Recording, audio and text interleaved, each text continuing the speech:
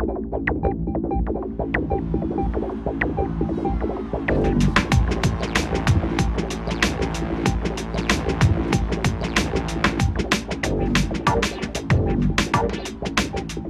15 novembre dernier, le comité mixte d'information et de concertation du groupe Caisse des dépôts organisait à Bordeaux 2 tables rondes consacrées à la protection sociale et aux retraites.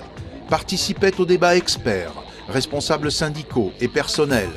Un événement qui célébrait, après les manifestations parisiennes de 2011, 10 années de CMIC. On privilégie souvent dans la presse, dans la communication en général, les métiers bancaires, les métiers de fonds d'épargne, et on oublie un peu les caisses de retraite. Or, il faut savoir que l'établissement de Bordeaux, où nous sommes aujourd'hui, gère beaucoup de dossiers de retraite. C'est un sujet qui est d'actualité, qui suscite matière à débat. L'émission d'intérêt général de service public et notamment de participation solidaire finalement au fonctionnement de la société, ce sont des missions historiques clés de la Caisse des dépôts, consubstantielles à la Caisse des dépôts. Veiller à la protection sociale, à la retraite et tout ce qui se réfère à la solidarité nationale. C'est vraiment des sujets très importants et je pense que dans le cadre du 10e anniversaire, le CMIC a très bien fait de le faire sur Bordeaux. Les personnels qui travaillent ici sont très attachés à cette mission de service public et d'intérêt général. C'est quand même pas mal en France pour beaucoup de choses, tant qu'on a la mutuelle. Effectivement, il y a des médicaments qui sont très chers, qui sont de moins en moins remboursés. Dans les années des 30 Glorieuses, nous avons tous en Europe établi un système de protection sociale qui reste, d'abord qui a été le plus généreux au monde, à part les pays du Nord, qui étaient déjà depuis le début des années 1900, le plus généreux au monde et qui le reste. Alors vous voyez qu'il y a 2 postes vraiment très très importants, très très coûteux, qui sont la vieillesse et la santé. La protection sociale, sa place dans chaque société, c'est un choix politique. Donc on peut dire que c'est généreux ou pas. Oui, on dépense plus en termes publics que d'autres pays parce qu'on a fait ce choix-là. Pour moi, ce n'est pas de la générosité. La générosité, c'est est-ce qu'on a des hauts niveaux de retraite, un taux de remplacement élevé, des taux de remboursement en matière de sécurité sociale élevés. Et là, pour le coup, je rappelle juste un chiffre, qu'aujourd'hui, pour la médecine de ville, donc quand même ce qu'on utilise le plus souvent lorsqu'on va voir son médecin, tout bêtement, hein, les gens qui sont exonérés du ticket modérateur, le taux de remboursement, c'est 55%. Nous, on pense qu'il y a maintenant plusieurs dizaines d'années, il a été fait un choix de financement de la protection sociale, mais aussi de contenu des droits à la protection sociale et à la retraite, et que ces choix, ils sont des choix de valeurs, de civilisation. Ce sont celles de la solidarité, de la mutualisation, attachées à la valorisation du facteur travail, des travailleurs et de leurs familles. Et donc, ce socle-là, il est pour nous indépassable parce que c'est un socle de progrès. Quand on parle de la difficulté de la protection sociale, on s'arrête au constat, mais on ne remonte pas à la source. Que diriez-vous de la rupture qui s'est créée depuis la remise en cause des accords de Bretton Woods à la base d'un discours prononcé par Richard Nixon le 15 août 1971, qui remet complètement en cause l'équilibre financier du monde entier, et on court toujours après. Est-ce que le pouvoir actuel, en ce qui concerne ce pouvoir financier, n'est pas dans l'assurantiel et détruit la protection sociale ?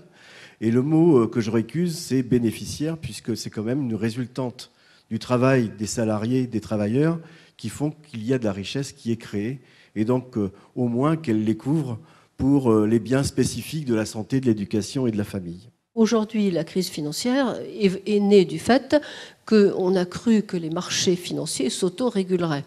Or, les libéraux n'ont jamais dit qu'un marché s'autorégule. Les libéraux ont toujours été partisans du marché, mais avec de la régulation. Donc là, on a fait une erreur fondamentale en pensant que les marchés financiers s'autoréguleraient. Dès sa création en 1816, la Caisse des dépôts s'est vue confier la gestion des premiers fonds de retraite publique. Aujourd'hui, elle gère différents régimes de retraite publique, ainsi qu'une quarantaine de fonds de protection sociale dans le domaine de la santé, du handicap et de la prévention. Près de 40% de ces personnels, dont ceux de Bordeaux, exercent des métiers liés à la protection sociale et à la solidarité. La devise de la Caisse, c'est foi publique. On n'en parle plus beaucoup, mais c'est ça. Et foi publique, ça veut dire quand même beaucoup de choses. Foi parce qu'on a confiance, et public parce que c'est quand même l'intérêt général. Nous sommes très attachés à cette valeur d'établissement public depuis de nombreuses années sur Bordeaux, et on développe de plus en plus cette idée. Et c'est vrai que notre place est de plus en plus importante, je pense, au sein de la gestion des caisses de retraite dans leur ensemble et dans la problématique que représentent les retraites au niveau de la société française même. La Caisse des dépôts gère un affilié retraite sur 7. Un affilié sur 7, c'est assez considérable. Donc jusqu'à présent, les ratios, les mesures nous disent qu'elle fait son travail avec une relative efficacité. Enfin, elle n'est pas contestée dans ce rôle-là. Elle est évidemment totalement et complètement impacté par les réformes qui ont affecté les régimes de retraite ces dernières années. En tant que syndicalistes, nous sommes très attachés à la notion de la retraite, surtout à la répartition. Donc, comme chacun peut le comprendre, nous combattons tout ce qui peut s'approcher à la capitalisation. Bien entendu, c'est un choix pour d'autres, mais nous, c'est d'abord la répartition. Il va falloir travailler un peu plus longtemps, avec le sourire. Mais je suis sûre que les jeunes aujourd'hui sont très, très créatifs et vont faire ce qu'il faudra. Aujourd'hui, 10 retraités ont à leur charge en France à peu près 4 personnes.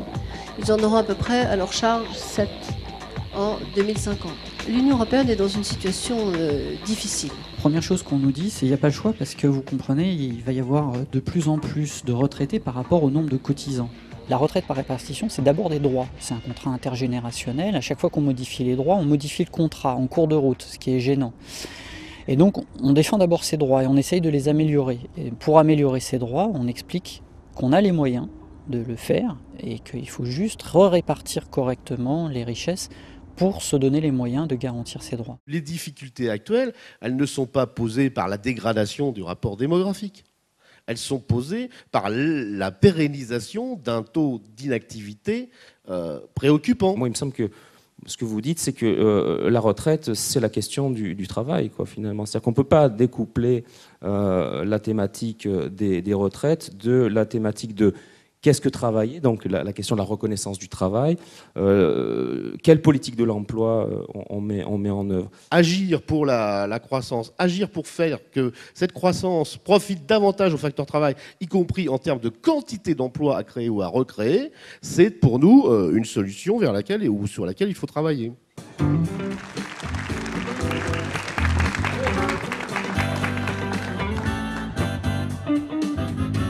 Le CMIC est vraiment une belle institution qui regroupe les organisations syndicales représentatives, les 6 organisations, un travail collectif de défense des salariés et des fonctionnaires du groupe des caisses des dépôts, mais aussi d'explications sur les grands sujets qui nous touchent, les collectivités locales, le logement, les retraites aujourd'hui. Le CMIC monte en puissance, voilà, et bon, déjà il monte en connaissance, en notoriété, et puis maintenant, voilà, on s'aperçoit qu'un de nos rôles essentiels, c'est celui de l'information, de l'animation du débat à l'échelle du groupe, mais aussi de créer une espèce d'espace solidaire à l'échelle du groupe. Dans le cadre du CMIC, je vous dis, j'y suis depuis 10 ans, dans les syndicats, il n'y a aucun problème. Là, on retrouve quelque chose d'important, de solidarité entre nous. D'abord, nous ne sommes pas en concurrence syndicale, comme on peut l'être dans une entreprise proprement dit. Nous sommes là sur un travail de développement d'idées, de développement de revendications. On va continuer d'organiser des initiatives de débat comme celle-là, qui seront liées à l'actualité. Et puis on va aussi essayer de construire des rapports de force nécessaires à l'échelle du groupe pour faire progresser le bien-être social et la satisfaction de nos revendications à l'échelle du groupe.